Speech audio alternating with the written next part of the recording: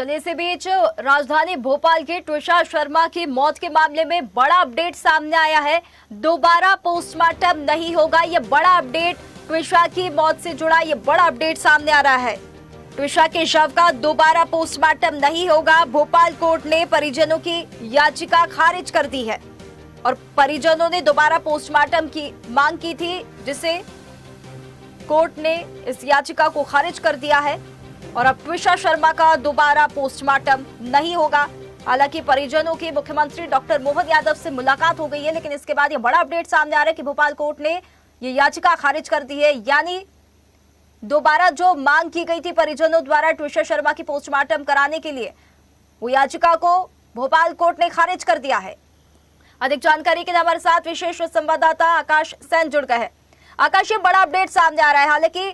ट्विशा के जो परिजन है उनकी मुलाकात मुख्यमंत्री डॉक्टर मोहन यादव से हो गई, हर संभव मदद का आश्वासन दिया, लेकिन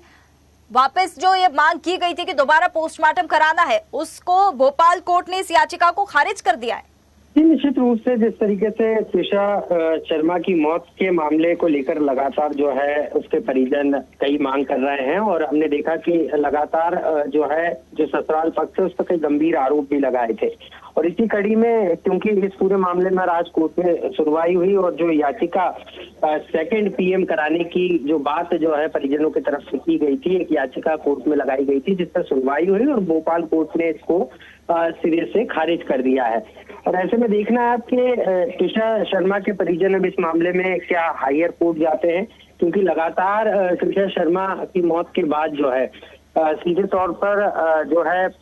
जो उसका ससुराल पक्ष है उसकी तरफ से जो है और पुलिस की जांच में जो अभी तक निकलकर सामने आया है वो आत्महत्या की बात कही जा रही है। लेकिन ट्विशा शर्मा के जो परिजन हैं, उनके जो माता पिता और जो भाई हैं, वो लगातार इसको जो है हत्या बता रहे हैं और साफ तौर पर उनका कहना है कि एक पूर्व षड्यंत्र के तहत जो है ट्विशा की हत्या की गई है और यही कारण है कि उन्होंने ट्विशा के जो पति हैं समर्थ सिंह और जो सास हैं पूर्व जज गिरिबाला सिंह, उनको पर कई गंभीर आरोप भी लगाए हैं। हालांकि अब भोपाल कोर्ट से जो ये याचिका है दोबारा से पोस्टमार्टम कराने की वो खारिज हो गई, तो ऐसे में अब देखना होगा कि क्या अपर कोर्ट में अब ट्विशा के परिजन इस पूरे मामले को लेकर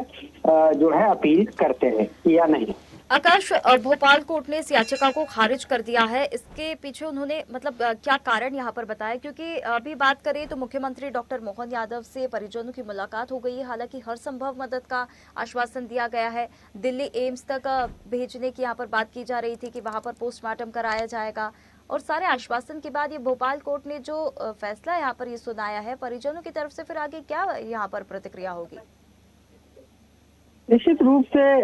साक्षी, जिस तरीके से ट्विशा शर्मा के जो परिजन है वो लगातार जो है ट्विशा की मौत को लेकर न सिर्फ स्तब्ध है बल्कि उनका साफ तौर पर कहना है कि उनकी जो बेटी है वो आत्महत्या नहीं कर सकती और यही कारण है कि जो postmortem report short PM report भी जो आई थी उस पर भी जो है कई सवालात जो है उनके परिजनों ने खड़े किए थे। उनका साफ तौर पर ये मांग थी उनकी कि जो इस पूरे प्रकरण की जांच जो है दिल्ली में सुप्रीम कोर्ट की निगरानी में जो है की जाए, क्योंकि कहीं ना कहीं जो ट्विशा का ससुराल पक्ष है और ट्विशा की जो सास है पूर्व जज गिरिबाला सिंह, उनका प्रभाव जो है मध्य प्रदेश की जुडिशरी में है। इस तरीके के आरोप जो है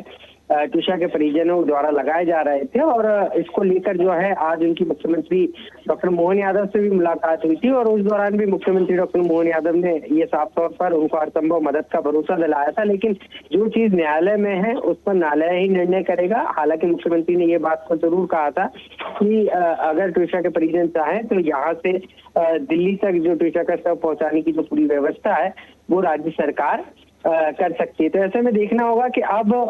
ट्विशा के परिजन, क्योंकि कोर्ट में रीपोस्टमार्टम कराने की जो याचिका थी वो खारिज हो गई है, तो ऐसे में देखना होगा कि ट्विशा के परिजन अब इस पूरे मामले को लेकर क्या हायर कोर्ट या अपर कोर्ट जाते हैं या नहीं। ट्विशा के परिजनों को लेना है, अब क्या कुछ यहाँ पर होता है इस मामले में देखने वाली बातों की। बहुत धन्यवाद आपका हमारे साथ जुड़ने के लिए।